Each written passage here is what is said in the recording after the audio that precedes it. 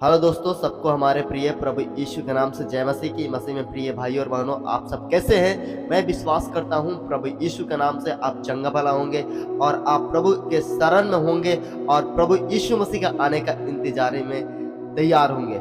प्रियो, आज का हम परमेश्वर के वचन को जो मनन करने वाले हैं वो बहुत ही एक रहस्य भरा हुआ है और बहुत ही अर्थ से परिपूर्ण है, जो हर एक विश्वासियों के जीवन में लागू होता है।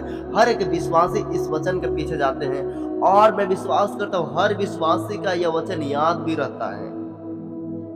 वचन में बताता है, अब हम पढ़ेंगे मत्ती 7 अध्याय उसका 7 वचन। सिंपल सा वचन है प्रियो, बस आप इसको 4 बार बोलेंगे, याद हो जाएगा।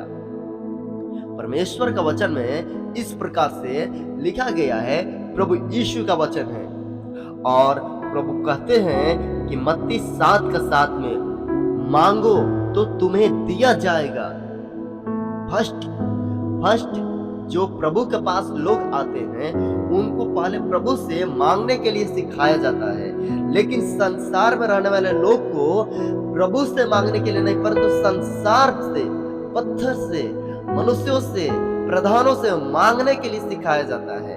परंतु जो प्रभु यीशु मसीह के शरण में है, परमेश्वर का वचन के आधार पर मांगो। किससे मांगना है प्रियो? हमें अपने पिता, पुत्र, पवित्र आत्मा के नाम से मांगना है। हमें उस महान परमेश्वर से मांगना है जिसने हमें अद्भुत ज्योति में लाई, अद्भुत छुटकारा को दिया और एक ऐसा अनंत जीवन दिया जो यीशु मसीह के रास्ते से प्राप्त होता है।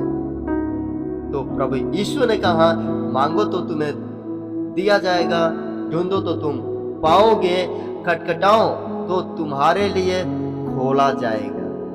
तो इस रहस्य भरा वचन को आप 3 भागों में मैं आपको समझाना चाहता हूं, ताकि आप परमेश्वर का इस वचन को एक पूर्ण रूप से और अर्थ भरा हुआ संदेश को प्राप्त करें केवल और 5 मिनट में, ताकि आप परमेश्वर के वचन को अच्छा से रोटी चबा सके। प्रियो, परमेश्वर से मांगने का अर्थ क्या है? यीशु मसीह प्रार्थना में धीरज को लेकर कहता है, इसलिए वो निरंतर प्रार्थना को बनाए रखते हैं। इसका अर्थ है हम मांगते हैं, ढूंढते हैं, तीसरा नंबर में खटखटाना भी है, परंतु उस पिता से मांगते हैं जो पिता हमारी जानता है, जो पिता हमसे प्रेम करता है, जो पिता को पता है इसके क्या चाहिए। और प्रियो, परमेश्वर से मांगने का अर्थ यह होता है कि वो हमारी आवश्यकता को जानता है। हमें जनवरी में क्या चाहिए, फरवरी में क्या चाहिए, मार्च में क्या चाहिए, दिसंबर में क्या चाहिए। परमेश्वर 2023 में क्या जानता था, 2024 में क्या चाहता, हम लोग क्या हो सकता है, 2025 में क्या हो सकता है। परमेश्वर हर एक मनुष्य की सृष्टि करता है, इसलिए वो पूरा जानता है कि हमें क्या आवश्यकता है और उस आवश्यकता को लेकर हम उस पिता से, जो दया का पिता है, मांगते हैं और उससे मांग रखते हैं। हमें ये चाहिए, हमें वो चाहिए, और वो पिता हमारी आवश्यकता को, मांग को पूरी करता है। आमीन।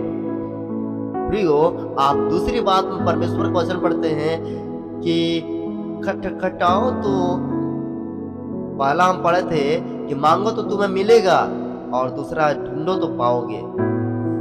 परमेश्वर का वचन मत्ती 13 अध्याय में लिखा है कि व्यापारी जो है मोती को पाने के लिए, बहुत असली मोती को पाने के लिए मेहनत करता है, और हम उस प्रभु को पाने के लिए, ढूंढने के लिए क्या मेहनत करते हैं।